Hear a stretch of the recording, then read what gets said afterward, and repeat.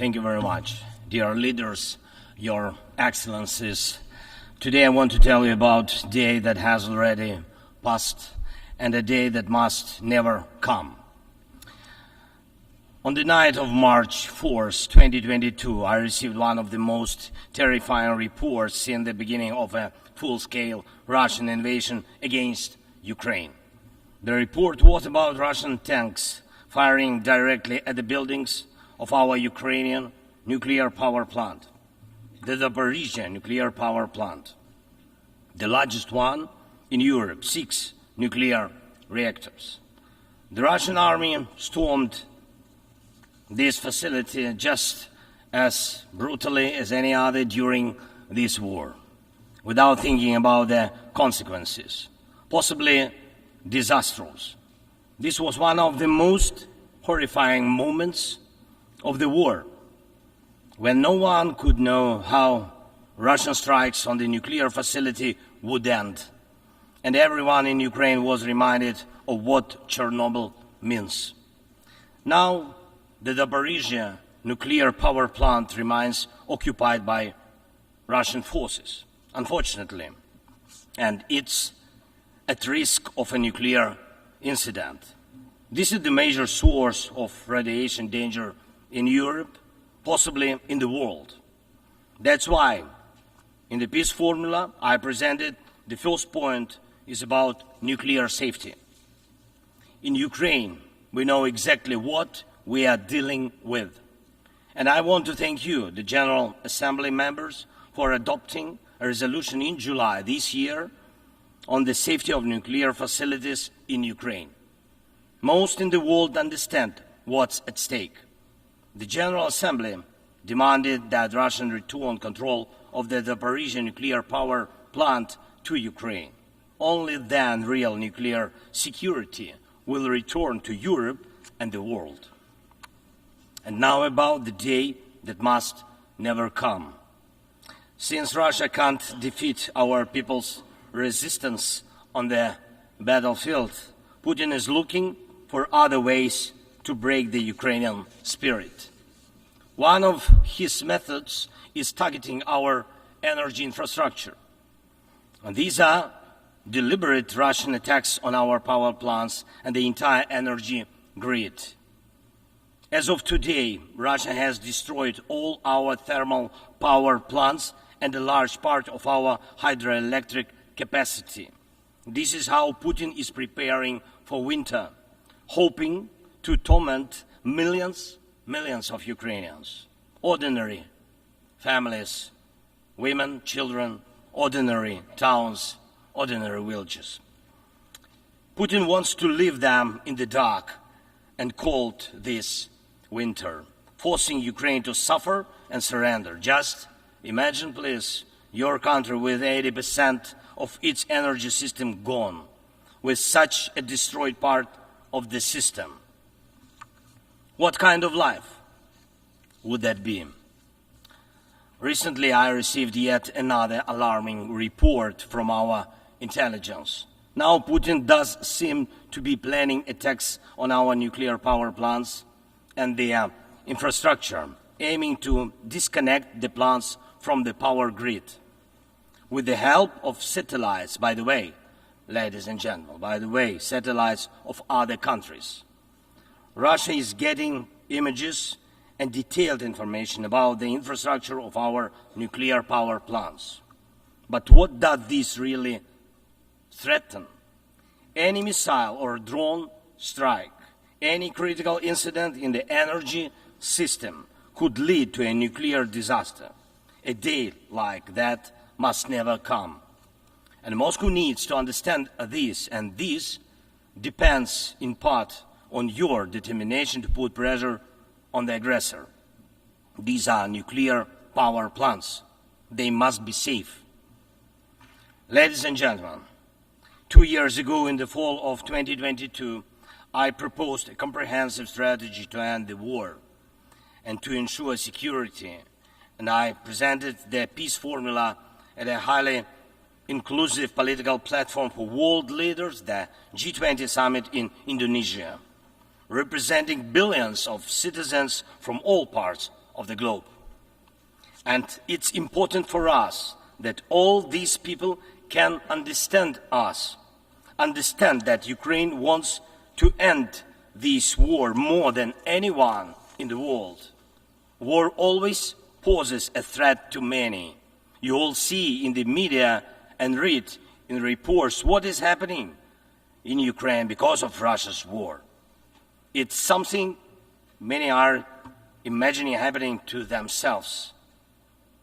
And yes, the smoke from fires in war-torn cities can reach other countries. And if, God forbid, Russia causes a nuclear disaster at one of our nuclear power plants, radiation will not respect state borders. And unfortunately, various nations could feel the devastating effects. Many are concerned, but the deepest understanding of war is always found in the home it destroys. It's the Ukrainian people who feel the full pain of this war. It's Ukrainian children who are learning to distinguish the sounds of different types of artillery and drones because of Russia's war. It's our people who are forcefully separated by occupation because Putin decided he could do whatever he wants. It's our heroic soldiers who are giving their lives to defend our country from invaders trying to steal our land. That's why we say, rightfully so, there can be no just peace without Ukraine. And I thank every leader, every country that supports us in this, that understands us, that sees how Russia, a country more than 20 times larger than Ukraine in territory, still wants even more land, which is insane, and is seizing it day by day while wanting to destroy its neighbor. And Russia found very special bodies for that: North Korea and Iran, telling choice of friends.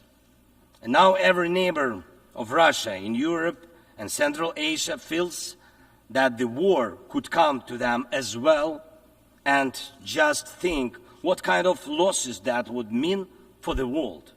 And I thank nearly 100 nations and international organizations that have supported the peace formula. It's truly a global community: Africa, Asia, Europe, Latin America, North America, the Pacific region, all united by the peace formula. And I am glad that the first peace summit was so reminding of the UN General Assembly. Everyone was equal. All nations that participated in the peace summit, large and small, no veto right, no blocking authority, those that have been independent for ages and those that have only recently gained independence, those that have gone through wars themselves, and those accustomed to peace. All were equal. That is what Russia hates the most and cannot control. That's why Russia says the peace formula doesn't suit it. Here at the UN, I've already met with leaders from India, Guatemala, Japan and Italy, Turkey and Finland, Canada, Paraguay, Slovenia, Germany and others, and my meetings will continue. These are different, absolutely, parts of the world and various political waves of life, but they share the same understanding. Peace is needed, and it must be a real, just peace. Unfortunately, at the UN, it's impossible to truly and fairly resolve matters of war and peace because too much depends in the Security Council on the veto power. When the aggressor exercises veto power, the UN is powerless to stop the war, but the peace formula can. Once again, there is no veto power in it. That's why it's the best opportunity for peace. Everyone is equal, and it's effective and comprehensive. When some propose alternatives, half-hearted settlement plans, so-called sets of principles. It not only ignores the interests and suffering of Ukrainians, who are affected by the war the most. It not only ignores reality, but also gives Putin the political space to continue the war and pressure the world to bring more nations under control. Any parallel or alternative attempts to seek peace are, in fact, efforts to achieve a lull instead of an end to the war. As a global initiative, the peace formula has already existed for 2 years, and maybe somebody wants a Nobel Prize for their political biography for frozen truths instead of real peace, but the only prizes Putin will give you in return are more suffering and disasters. We must restore nuclear safety. Energy must stop being used as a weapon. We must ensure food security. We need to bring home all our captured soldiers and civilians forcibly deported to Russia. We must uphold the UN Charter and guarantee our right, Ukraine's right to territorial integrity and sovereignty, just as we do for any other nation. We need to withdraw the Russian occupiers, which will bring an end to the hostilities in Ukraine, and we must hold those responsible for war crimes accountable. We need to prevent ecocide and stop the destruction of nature caused by the war. And we must not allow a second or third phase of this Russian invasion. And we need to make it clear the war is over. This is the peace formula. What part of this could be unacceptable to anyone who upholds the UN Charter? If someone in the world seeks alternatives to any of these points or tries to ignore any of them, it likely means they themselves want to do a part of what Putin is doing. The point they ignore reveals the desire they're hiding. And when the Chinese-Brazilian duo tries to grow into a choir of voices, with someone in Europe, with someone in Africa saying something alternative to a full and just peace, the question arises, what is the true interest? Everyone must understand you will not boost your power at Ukraine's expense. And the world has already been through colonial wars and conspiracies of great powers at the expense of those who are smaller. Every country, including China, Brazil, European nations, African nations, Middle East, all understand why this must remain in the past.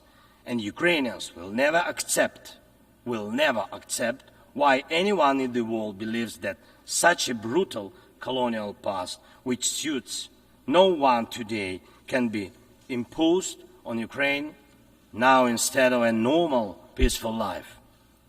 I want peace for my people, real peace and just peace.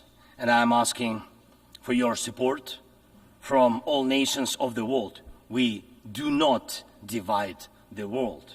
I ask the same of you, do not divide the world. Be united nations. And that will bring us peace. Thank you. Slava Ukraini.